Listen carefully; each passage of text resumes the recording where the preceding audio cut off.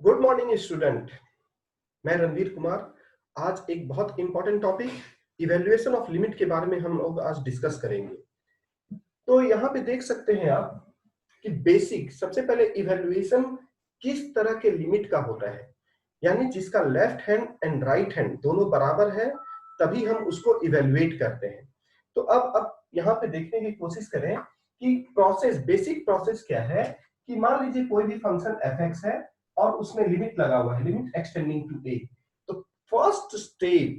पहला स्टेप हमारा क्या है कि ये पार्टिकुलर एक्सटेंडिंग जो वैल्यू है उस पार्टिकुलर फंक्शन में सब्स्टिट्यूट कर देंगे, यानी x equal to a in f(x) में सब्स्टिट्यूट कर देंगे।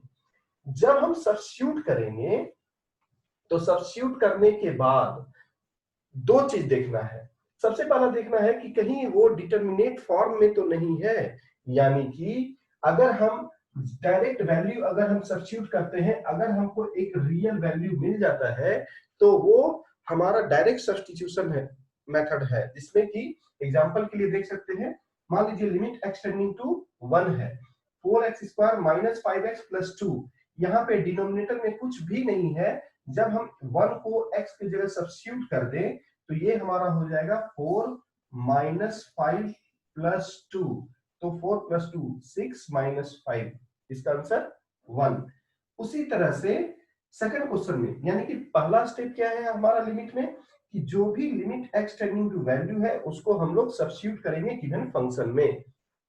यहाँ पे रखते हैं x टेंडिंग टू 1, तो 1 square 1 minus 4 divided by 1 minus 2, तो minus 3 divided by minus 1, answer is 3। उसी तरह से यहाँ पे हम अगर रखते हैं x tending to 1 sine 1 divided by 1, answer is sine 1। तो ये फर्स्ट कैटेगरीज है हमारा, जिसमें कि आप देख सकते हैं कि डायरेक्ट सब्स्टिट्यूशन, इस तरह के वैल्यू को हम लोग क्या बोलते हैं, डायरेक्ट सब्स्टिट्यूशन। अब हमें एक्चुअल में क्वेश्चन ये सबसे नहीं आता है।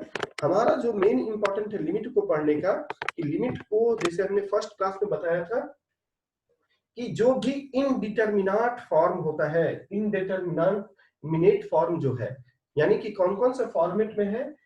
अगर हमारा कोई भी वैल्यू सब्स्टिट्यूट करते हैं, एग्जांपल के लिए मान लीजिए x² minus 4 divided by x minus 2 है। अगर यहीं पे अगर हमारा x यहीं पे अब लिमिट x टेंडिंग टू 2 कर दें, x² minus 4 divided by x minus 2, तो अगर हम डायरेक्ट, हमारा पहला पर्पस क्या होता है, जो भी x टेंडिंग टू वैल्यू है उसको हम गिवन एक्सप्रेशन में रख देते हैं, x² माइनस 4। तो यहाँ पे जब रखेंगे तो 4 माइनस 4 0 डिवाइडेड बाई 0 फॉर्म आ जाएगा। इस तरह के प्रॉब्लम को सॉल्व करने के लिए हम लोग अलग अलग मेथड यूज करते हैं, जिससे हम लोग इवेल्युएट कर सके लिमिट का। तो वो फॉर्मेट क्या क्या होता है, 0 by 0, infinity by infinity, infinity minus infinity, 0 का पावर 0, इंफिनिटी का पावर 0, 0 इंटू इंफिनिटी और 1 का पावर इंफिनिटी। टोटल मिला करके हमारे पास ये जो है 8 फॉर्म होते हैं। 8 फॉर्म में अगर कोई भी आ जाए तो हम लोग उसको सॉल्व करते हैं। तो हम लोग एक एक करके क्वेश्चन को सॉल्व करेंगे और देखेंगे कि कैसे कैसे अलग अलग तरीके के फंक्शन को सॉल्व करेंगे। जैसे कि मान लीजिए अलजेब्रिक फंक्शन में अलग अलग पैटर्न है, लॉगरिथमिक फंक्शन, उसके बाद हमारा ट्रिग्नोमेट्रिक फंक्शन, जो भी तरह का फंक्शन है लॉगरिथमिक फंक्शन, सारे तरह के फंक्शन को हम लोग सॉल्व करेंगे। तो हम लोग यहाँ पे अब इंपॉर्टेंट है कुछ प्रॉपर्टी जिसको हम लोगों को समझना है कि लिमिट में वो बेसिक चीज है जिसको हम लोगों को समझना है। तो सबसे पहला रूल, आप ये सारे से कंक्लूजन क्या निकाले। पहला कंक्लूजन, जो भी फंक्शन है उसमें लिमिट का जस्ट वैल्यू सब्स्टिट्यूट करेंगे। पहला फॉर्म जो आएगा वो हमारा हो सकता है कि वो डिटरमिनेट फॉर्म हो, जिसमें कि डायरेक्ट हमें वैल्यू मिल जाएगा। लेकिन इनडिटरमिनेट फॉर्म जो है, इस फॉर्मेट में अगर आ जाता है वैल्यू सब्स्टिट्यूट करने के बाद, तो हम उसको अलग अलग मेथड को अप्लाई करके सॉल्व करेंगे। तो ये हमारा हो गया फर्स्ट चीज। अब हम आते हैं बेसिक प्रॉपर्टीज, जिसको आपको समझना है। बहुत ही आसान है, बहुत ही आसान सा टॉपिक है ये। मान लीजिए एग्जांपल के लिए, मैं एग्जांपल से समझाऊंगा तो आपको सारा चीज समझ में आएगा। ये हम प्रॉपर्टीज की बात करते हैं। फर्स्ट प्रॉपर्टीज है, मान लीजिए limit x tending to 3x square plus cos x, यानी कि हमारा यहाँ पे क्या है, इस चीज को देखिए, ये एक फंक्शन है, ये एक अलग फंक्शन है।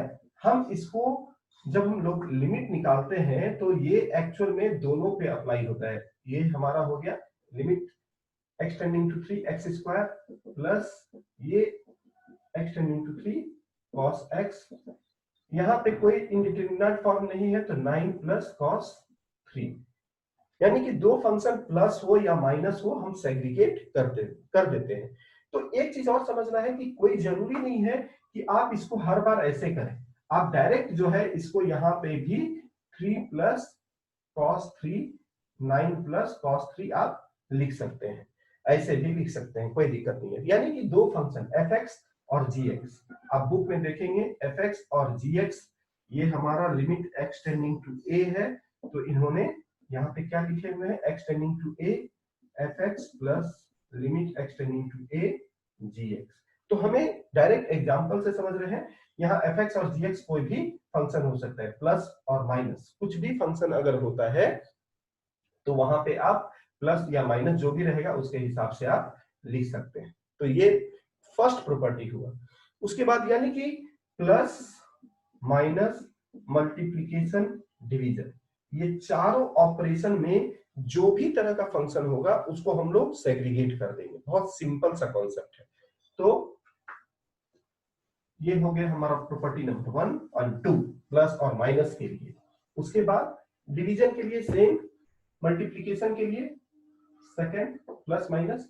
उसके बाद limit x tending to a, मान लीजिए fx इंटू gx, यानी कि अगर हमारा फंक्शन में इस तरह का है लिमिट x टेंडिंग टू 2 का पावर x का पावर 3, तो सिंपल सी बात है, हम इसको x टेंडिंग टू 2 का power x into limit x tending to 2x का पावर 3, जो भी फंक्शंस हैं उसको हम लोग सेग्रीगेट करके अलग अलग लिमिट लगा देंगे। यहाँ पे हम 2 का पावर 2 4, ये हो जाएगा 2 का पावर 3 8 32। आप ऐसे भी कर सकते हैं, ठीक है, इसमें भी कोई दिक्कत नहीं है। या तो आप डायरेक्ट कैलकुलेशन, यहाँ पे प्रोडक्ट के फॉर्मेट में है 4 इंटू 8 32, ऐसे भी कर सकते हैं, कोई दिक्कत नहीं है। ये खाली मैं समझाने के लिए कि अगर दो अलग अलग फंक्शन मल्टीप्लाइड है तो मल्टीप्लिकेशन फॉर्मेट में ये हमारा सेग्रीगेट होता है। उसी तरह से हमारा डिवीजन फॉर्मेट है। ये सब बेसिक चीजें हैं कि कैसे हमारा दो अलग अलग फंक्शन में limit x tending to a, मान लीजिए fx डिवाइडेड बाय gx है, तो एक एग्जांपल लेते हैं 2 का power x divided bye cos x। इसका मतलब क्या हुआ, इसका मतलब बड़ा सिंपल है कि अगर ये लिमिट इसमें भी लगा हुआ है और इसमें भी लगा हुआ है, यानी कि अगर हम सेग्रीगेट करेंगे तो हम इसको ऐसा लिख सकते हैं, ऐसा लिख सकते हैं। तो हम लोग जनरली प्रैक्टिस में ये समझने के लिए, लेकिन जब हम लोग प्रॉब्लम को जब सॉल्व करना शुरू कर देते हैं तो ये डायरेक्ट हम लोग सब्स्टिट्यूट करके बनाते हैं।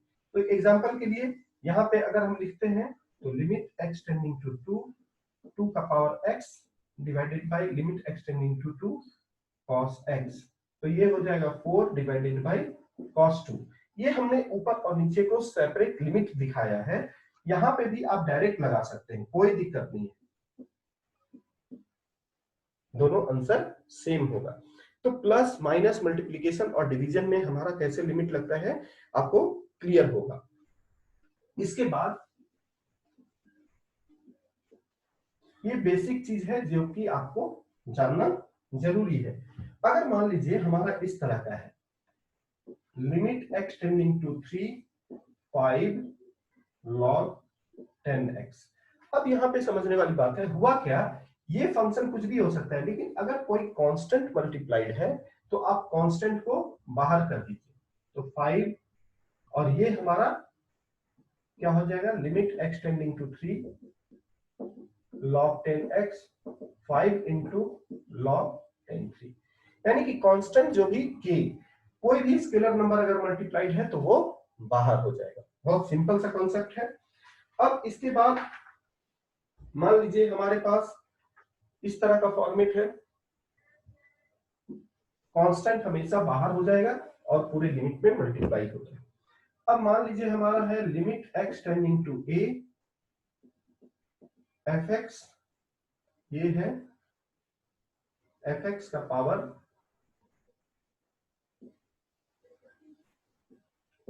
m by n। तो हम लोग इसको पूरे के पूरे को हम लोग एज ए fx का पावर m बाई n, यानी लिमिट जो है इसमें लगा हुआ था, लेकिन हम लोग इसको ऐसा पूरा का पूरा, ये पूरा का पूरा फंक्शन जो है fx इसके अंदर हम ले आएंगे और इस तरह से लिमिट लगा सकते हैं। एग्जांपल के लिए मान लीजिए limit x tending to 2x plus 4 का पावर x, तो हम लोग यहाँ पे लिख सकते हैं x tending to 2x plus 4 का पावर, यानी कि लिमिट x टेंडिंग टू 2। ये ऐसे एक्चुअल में लगता है, यानी इसमें भी लिमिट लगेगा और यहां पर भी लिमिट लगेगा। तो यहाँ पे तो डायरेक्ट सब्स्टिट्यूट करेंगे, 2 टू 4 प्लस 4 8 का पावर ये 2, 8 का पावर 2 आंसर 64 आंसर। उसी तरह से हमारा ये जो है बेसिक प्रॉपर्टीज हो गया, जिसको आप समझ सकते हैं कि इतना इजी ये हमारा होमवर्क है। अब हम लोग जो आगे क्वेश्चन जो सॉल्व करेंगे वो हम लोग सॉल्व करेंगे, इवेलुएट कैसे करेंगे, पहले अलजेब्रिक फंक्शन का, पहले हम लोग पूरे क्वेश्चन को देखेंगे। आई होप आपको इतना बेसिक कॉन्सेप्ट, पहले हम लोग पूरे बेसिक कॉन्सेप्ट को पहले क्लियर कर लें और उसके बाद हम लोग पूरे के पूरे क्वेश्चन पे चले जाएंगे। हर एक एक टॉपिक पे आपको बहुत सारे क्वेश्चन हम लोग करते जाएंगे। आई होप आपको समझ में आया होगा, और अगर आप हम ये सारे समझ में आ रहे हैं तो आप हमारे चैनल को सब्सक्राइब कीजिए, लाइक कीजिए बेल आइकन को दबा करके, ताकि आपको सारे नोटिफिकेशन आपको मिलता रहे। और अगर आप हमारे ऑनलाइन क्लासेस को ज्वाइन करना चाहते हैं और सारे IIT JEE लेवल के सारे क्वेश्चन, CET लेवल के सारे क्वेश्चंस को आप ऑब्जेक्टिव करना चाहते हैं, तो आप हमें ये दिए हुए नंबर पे आप हमें कांटेक्ट कर सकते हैं। Thank you, thanks a lot.